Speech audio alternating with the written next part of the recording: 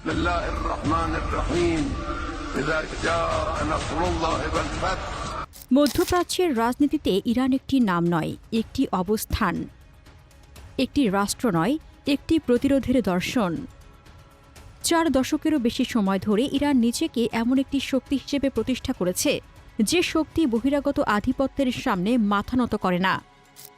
নিষেধাজ্ঞা, অবরোধ, হুমকি, সামরিক চাপ সবকিছুর মধ্যেও ইরান টিকে আছে নিজের শক্তিতে, নিজের মাটিতে দাঁড়িয়ে। এই আত্মমর্যাদাবোধই ইরানকে আলাদা করে। এখানেই আসে মধ্যপ্রাচ্যের কিছু রাষ্ট্রের ভূমিকা।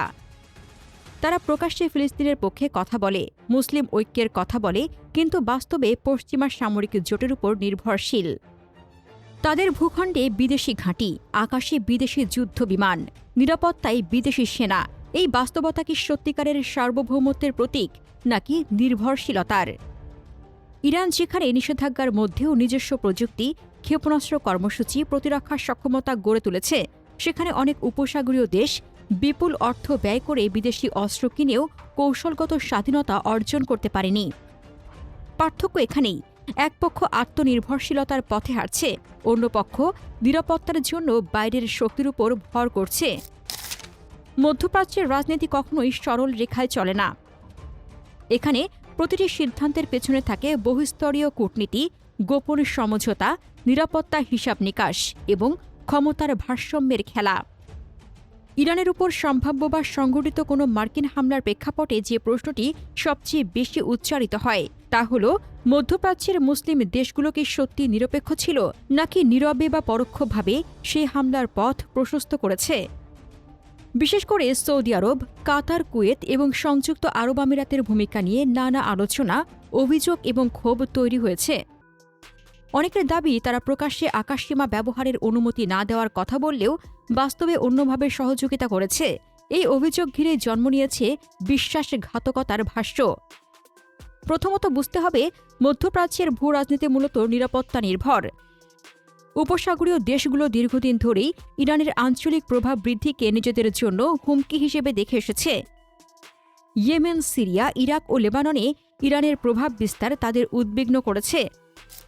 ফলে তারা একদিকে প্রকাশ্যে মুসলিম ঐক্যের কথা বললেও অন্যদিকে নিজেদের নিরাপত্তা ও ক্ষমতার ভারসাম্য রক্ষায় যুক্তরাষ্ট্রের সঙ্গে কৌশলগত সম্পর্ক বজায় রেখেছে। এই দ্বৈত অবস্থান থেকেই অনেক সময় এমন পরিস্থিতি তৈরি হয় যেখানে কথার সঙ্গে কাজের মিল খুঁজে পাওয়া কঠিন হয়ে পড়ে। দ্বিতীয়ত, যুক্তরাষ্ট্রের সঙ্গে উপসাগরীয় দেশগুলোর সামরিক সম্পর্ক বহু পুরনো। তাদের ভূখণ্ডে মার্কিন সামরিক ঘাঁটি রয়েছে, যৌথ সামরিক মহড়া হয়, অস্ত্র চুক্তি রয়েছে বিলিয়ন ডলারের। এই বাস্তবতায় সরাসরি আকাশসীমা ব্যবহারের অনুমতি না দিলেও গোয়েন্দা তথ্য, লজিস্টিক্স সাপোর্ট বা নীরব সম্মতি এসব বিষয় নিয়ে প্রশ্ন ওঠা স্বাভাবিক। আন্তর্জাতিক কূটনীতিতে অনেক সহযোগিতায় প্রকাশ্যে আসে না। ফলে জনগণের চোখে যখন হামলার ফলাফল দৃশ্যমান হয়, তখন আঞ্চলিক দেশগুলোর নিরাপত্তা বা অস্পষ্ট অবস্থান সন্দেহকে আরও ঘনীভূত করে। তৃতীয়ত, মুসলিম বিশ্বে ঐক্যের ধারণা আবেগতাড়িত হলেও বাস্তবে তা ভিন্ন। সুন্নি শিয়া বিভাজন, আঞ্চলিক নেতৃত্বের প্রতিযোগিতা এবং অর্থনৈতিক স্বার্থ সব মিলিয়ে একক অবস্থান গড়ে তোলা প্রায় অসম্ভব হয়ে দাঁড়ায়। ইরান একটি শিয়া প্রধান রাষ্ট্র হিসেবে দীর্ঘদিন ধরে নিজস্ব আদর্শিক ও রাজনৈতিক অবস্থান ধরে রেখেছে, যা অনেক সুন্নি প্রধান দেশের সঙ্গে মতপার্থক্য তৈরি করেছে। ফলে মুসলিম দেশ পরিচয় থাকা সত্ত্বেও রাজনৈতিক বাস্তবতা তাদের ভিন্ন ভিন্ন পথে হাঁটতে বাধ্য করেছে। তবে প্রশ্ন থেকে যায়, যদি সত্যি আক্রমণের আগে এসব দেশ প্রকাশ্যে বলেও থাকে যে তারা তাদের আকাশসীমা ব্যবহার করতে দেবে না, তাহলে পরে কি ঘটল? এমন দুটি সম্ভাবনা বিবেচনা করা যায়। 1. তারা আন্তর্জাতিক চাপের মুখে অবস্থান বদলেছে। 2. তারা শুরু থেকে কূটনৈতিক ভাষায় কথা বলেছে, কিন্তু বাস্তবে কৌশলগতভাবে যুক্তরাষ্ট্রের পাশে থেকেছে। উভয় ক্ষেত্রেই স্বচ্ছতার অভাব সাধারণ মানুষের মধ্যে ক্ষোভ তৈরি করে, কারণ জনগণ আশা করে ঘোষিত অবস্থান ও বাস্তব আচরণের মধ্যে সামঞ্জস্য থাকবে। খামেনির মৃত্যু, যদি সেটি কোনো হামলার ফল হয়, তাহলে তা শুধু একটি দেশের নেতার মৃত্যু নয়, বরং আঞ্চলিক শক্তির ভারসাম্যে বড় পরিবর্তন। এমন ঘটনার দায় কেবল আক্রমণকারীর শক্তির উপরই বর্তায় না। যারা নীরবে সহায়তা করেছে বা প্রতিরোধ গড়ে তুলতে ব্যর্থ হয়েছে, তাদের ভূমিকাও আলোচনায় আসে। অনেক বিশ্লেষকদের মতে উপসাগরীয় দেশগুলো সরাসরি হামলায় অংশ না নিলেও তাদের ভূ রাজনৈতিক অবস্থান, মার্কিন জোটে থাকা এবং ইরানের সঙ্গে উত্তেজনাপূর্ণ সম্পর্ক সব মিলিয়ে তারা পরোক্ষভাবে দায় এড়াতে পারে না। তবে আরেকটি দৃষ্টিভঙ্গিও রয়েছে। আন্তর্জাতিক আইনের দৃষ্টিতে কোনো রাষ্ট্র তার নিজস্ব নিরাপত্তা ও কৌশলগত স্বার্থকে অগ্রাধিকার দিতেই পারে। তারা যদি মনে করে ইরানের আঞ্চলিক নীতি অস্থিতিশীলতার কারণ, তাহলে তারা এমন কোনো পদক্ষেপকে নীরবে সমর্থন করতে পারে যা সেই প্রভাব কমায়। মধ্যপ্রাচ্যের জনগণের আবেগও এখানে গুরুত্বপূর্ণ। সাধারণ মানুষ ধর্মীয় ও সাংস্কৃতিক ঐক্যের ভিত্তিতে সংহতি প্রত্যাশা করে। তারা মনে করে বহিরাগত শক্তির বিরুদ্ধে মুসলিম দেশগুলো একসঙ্গে দাঁড়াবে, কিন্তু রাষ্ট্র পরিচালিত হয় আবেগে নয়, স্বার্থে। ফলে জনগণের প্রত্যাশা ও রাষ্ট্রীয় সিদ্ধান্তের মধ্যে ব্যবধান তৈরি হয়। এই ব্যবধান থেকেই জন্ম নেয় বেইমানি বা বিশ্বাসঘাতকতার ভাষা। আরও একটি বিষয় বিবেচ্য, তথ্যযুদ্ধ। আধুনিক সংঘাতে কেবল সামরিক হামলায় নয়, তথ্য প্রবাহও বড় অস্ত্র। কোনো দেশ সরাসরি আকাশসীমা ব্যবহার করতে না দিলেও তার নীরবতা বা অস্পষ্ট বক্তব্যকে বিভিন্ন পক্ষ নিজেদের মতো করে ব্যাখ্যা করতে পারে। সামাজিক মাধ্যমে ছড়িয়ে পড়া আংশিক তথ্য, গুজব বা রাজনৈতিক প্রচারণা মানুষের মধ্যে ক্ষোভ বাড়িয়ে তোলে। ফলে বাস্তবতা ও ধারণার মধ্যে ফারাক থেকে যায়। ইরানের উপর হামলা এবং সম্ভাব্য নেতৃত্ব পরিবর্তনের দায় প্রশ্নে এককভাবে কোনো কয়েকটি দেশকে চিহ্নিত করা সহজ, কিন্তু পুরো প্রেক্ষাপটে বিবেচনা করলে বিষয়টি অনেক জটিল। যুক্তরাষ্ট্র ও ইসরায়েলের সরাসরি সামরিক সিদ্ধান্তই মূল চালিকা শক্তি, এটি অস্বীকার করার উপায় নেই।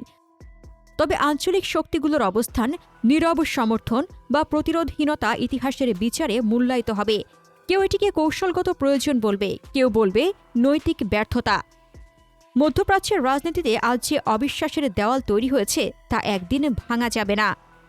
প্রকৃত স্থিতিশীলতা আসবে তখনই যখন আঞ্চলিক দেশগুলোর স্বচ্ছতা, পারস্পরিক সম্মান এবং জনগণের প্রত্যাশাকে গুরুত্ব দিয়ে সিদ্ধান্ত নেবে।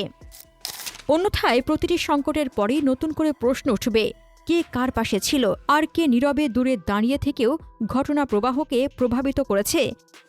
ইতিহাস শেষ পর্যন্ত সব হিসাব রাখে এবং সেই হিসাবের খাতায় শুধু সামরিক শক্তির নামই নয়, নীরব দর্শকের নামও লেখা থাকে। উপসংহারে বলা যায়, মধ্যপ্রাচ্যের সামরিক সংকট আমাদের সামনে একটি কঠিন বাস্তবতা তুলে ধরে। রাষ্ট্রের নীতি ও জনগণের আবেগ এক নয়। ইরানের উপর হামলা এবং সম্ভাব্য নেতৃত্ব পরিবর্তনের ঘটনায় সরাসরি দায় আক্রমণকারী শক্তির হলেও আঞ্চলিক দেশগুলোর ভূমিকা নিয়ে প্রশ্ন থেকে যায়। তারা কেউ প্রকাশ্যে বিরোধিতা করেছে, কেউ কূটনৈতিক ভাষায় অবস্থান নিয়েছে, কেউ আবার নীরব থেকেছে। কিন্তু নীরবতা সবসময় নিরপেক্ষতা বোঝায় না, অনেক সময় তা কৌশলগত সমর্থনের ইঙ্গিত হতে পারে। এই দ্বৈততা থেকেই জন্ম নেয় অবিশ্বাস, ক্ষোভ এবং বিশ্বাসঘাতকতার অভিযোগ। প্রিয় দর্শক, মুসলিম বিশ্ব কি কখনো আবেগের ঐক্য ছেড়ে বাস্তব ও ন্যায্য কৌশলগত ঐক্যে পৌঁছাতে পারবে, নাকি স্বার্থের রাজনীতি ভবিষ্যতেও তাদের পথ নির্ধারণ করবে? আপনার মতামত কমেন্টে জানান। মধ্যপ্রাচ্য নিয়ে আরও জানতে আমাদের চ্যানেলটির ভিডিও ট্যাব থেকে ঘুরে আসুন। এই ভিডিওটি ভালো লাগলে লাইক বাটনে ক্লিক করুন। ভিডিওটি আপনার বন্ধুদের সাথে শেয়ার করে তাদেরকেও ভিডিওটি দেখার সুযোগ করে দিন। ধন্যবাদ।